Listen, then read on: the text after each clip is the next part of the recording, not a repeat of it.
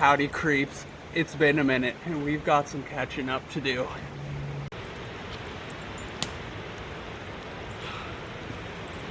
My debut adventure, His Heinous Harvest, is running a tad behind schedule.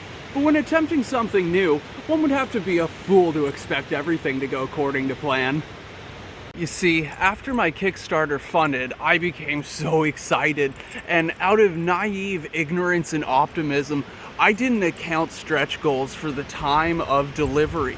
What I mean by that is I essentially doubled the size of the book and then became really harsh and dour with myself because I wasn't up to date with my original projected timeline. And you know what? It sucks that my book's running late, but I'm not really upset for it because the added content is going to double the amount of value and the depth of the book in total.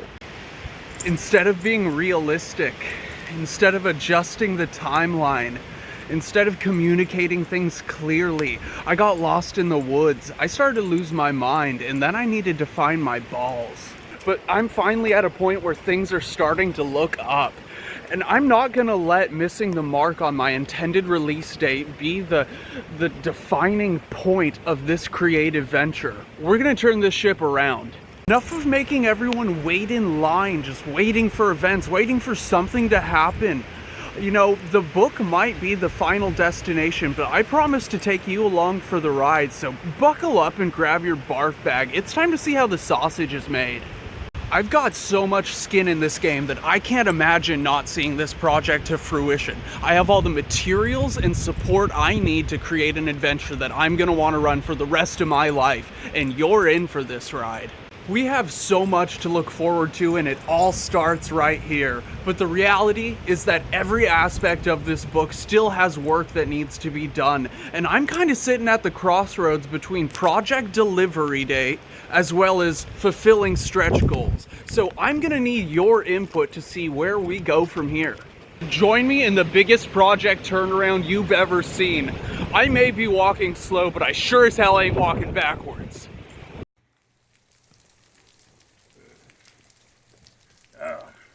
You thought we was finished? Nah, get digging.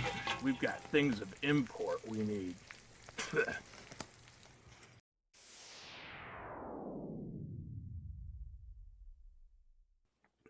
First and foremost, I wanted to give my sincere and final apologies. This entire thing has been such a learning experience that really nothing could have prepared me for, and there have been some aspects of it that I simply haven't handled well. That's entirely on me at the end of the day. Here's the thing though, is I won't be able to hike up this mountain if I stay focused on all my previous blunders. So I want to do a recap of everything that's happened, everything that's taken place with one final apology, and then we can move forward with this project. So where are the places I've messed up? Well, one is bad communication, that's for sure. Up to this point, I've given more apologies for why there hasn't been substantial progress updates than really anything else. I've repeatedly broken promises on consistent weekly updates, often going a month or more without updating, trying to just avoid that feeling of showing up empty handed. It's embarrassing. But something I failed to understand going into this is that there's been plenty of Kickstarters where people have really gotten burned. Projects where people just run off with the money, they're buying cars and paying for vacations and then just disappearing into the blue. I recently came across a Kickstarter project, well, crowdfunding project, where the dude has gone years without a single update and it's taken over a decade to fulfill his promises. I'd rather be flayed alive than end up in that same boat. That's unacceptable, and I can see how I was setting a bad precedent for something like that to happen, and so no more, no more at all. Another place I've messed up is with bad management, just in general. So when the project had reached its initial funding goal, I was ecstatic. I didn't think that many people would be interested in something like this, to be truthful. The initial funding goal was covering the bare minimum project as far as the scope of its contents, but my brain is always flooded with crazy ideas. And so I was scrambling and I would kind of was scrambling to figure out stretch goals. And I made the fatal mistake of dragging myself back into the blue sky phase of this project, where I could flesh this beastie out into everything that I knew it could be, and I know that it can be. The thing is that it ended up being a major problem. And that's just the truth of it. I didn't plan for any of that. I didn't think about how doubling the size of the book would require additional time in the creation process. So the proposed stretch goals were wispy dreams that weren't fully designed, there wasn't anything written, and I kind of just hand waved it off and bloated the book full of potential ideas. This scope creep made a mega mess. It wasted time, and most importantly, it caused me to lose faith in my ability to execute. I could have reeled back and cut all the additional content out, but I've already taken people's money. I made a promise that I was going to create a mega adventure. And honestly, the only thing worse than overpromising and underdelivering is just not delivering at all. And the third place that I think I've really messed up here is with a bad, faulty pipeline. So, trying to work with a malfunctioning production pipeline has caused several serious issues where I was dancing back and forth between pre production and actual project development. Because in my mind, I had already wrapped up the pre production and blue sky stages. I was reluctant to go back to the whiteboard because that would mean redesigning this thing from the ground up.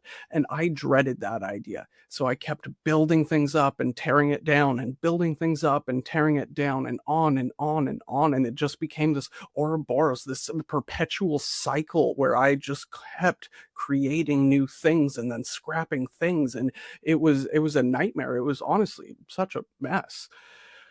But the material I was coming up with, it just all started to feel samey, for lack of a better term. I ended up with this big homogeneous mess of garbage, and I wasn't happy with how anything was shaping up. That's a real problem. It furthered my feeling of stage fright, caused me to update less. I was losing faith in myself and my own vision for this project. The reason I'm doing this at the end of the day is to produce an adventure that I'm going to want to run for the rest of my life. And nothing I was putting out there was hitting the mark.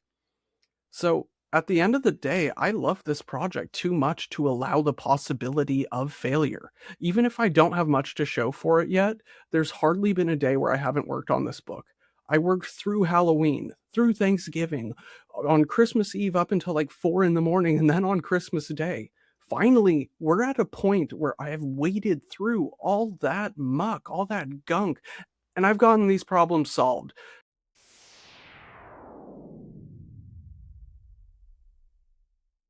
But with all that being said, I'm really sorry for the bad communication, the lack of transparency, taking longer than expected, and really everything else that happened in these early stages of the project. But here's what we're going to do about it. This is the re envisioned, redefined roadmap and game plan, and it starts today, right here, right now. So, first off, introducing the Underbelly. It's my responsibility to pick myself back up, and moving forward, I'm going to become completely transparent with my workflow and my design process, which is going to be essential in rekindling faith in this project. I'm going to be fighting tooth and nail to make this a zero to hero kind of story, and the payoff is going to be getting the gnarliest adventure ever written into your hands. Even better, I figured out a way how to make this journey as exciting for me to produce as it is for you to check out. I like being a showman, and I'm going to use that to my advantage, using a repurposed name that I call the Underbelly. Underbelly, belly like Bellifallow. It's a dual format development diary, updating everyone on my progress in the form of a quirky video alongside a blog style post that has artsy visual handouts. So these are going to be posted up every weekend, no exceptions. If I don't have anything to show, well, then I just got to show up empty handed, and that sucks to suck. I'm not ghosting out on this anymore.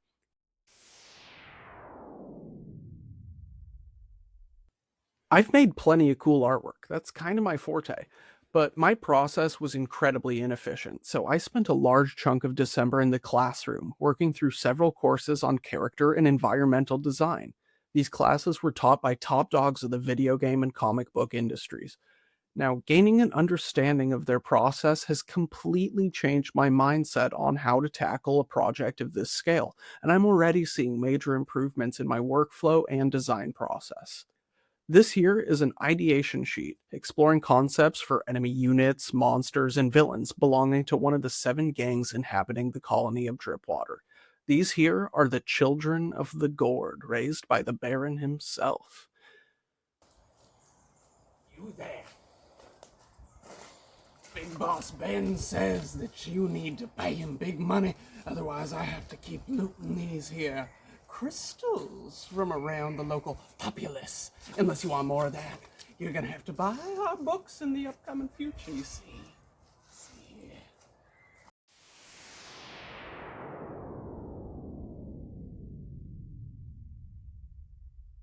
It took me months to figure all this out, but I finally have a concrete step by step checklist going over everything included in this project.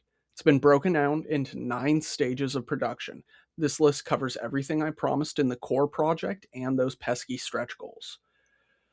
This is all 100% juicy, gameable, play tested content with no added filler, no wasted space, no repetitive, mindless slogs. Some of this material is just 1 or 2 art pieces and a quick look over from being finished. Other bits are going to require a bit more effort to bring them up to speed. What I'm presenting is a tangible checklist to go through step by step, a detailed roadmap with all the places we're heading, providing a clear structure and constant aim for me that doubles as something for you to look forward to. Every Sunday, I'm going to be posting updates of whatever I've gotten done towards our next goal in both video and artsy handout forms, keeping you up to date with everything going on in the world of Bellifallow. The goal for each of these 9 sections is to range between 24 to 28 pages. Included are 6 adventures, which can be ran as one shots, found naturally within their regional hex crawl, or linked together to form an all inclusive Dripwater campaign. Each of these adventures is going to include a primary quest themed around a gang, with each gang being made of 5 enemy unit types and 5 villainous NPCs, or boss monsters, whatever. Each adventure location is going to cover both the neighborhood under that gang's control and a traditional dungeon crawl, alongside 2 side quests or mini dungeons to flesh out key landmarks of that gang's turf. I know you've been waiting forever for this, but this train is finally leaving the station. And what would a journey like this be without a repulsive and distasteful tour guide? See, I'm heavily inspired by those old EC era comics. I've always dreamed of developing my own character to start making simple little cartoons with, so I guess without further ado, I present the Wonky. This little dude is going to be serving as the official Bellifallow mascot and narrator of our expedition. This grotesque little fiend will be popping up here and there to add flavorful context to our journey and cracking jokes along the way.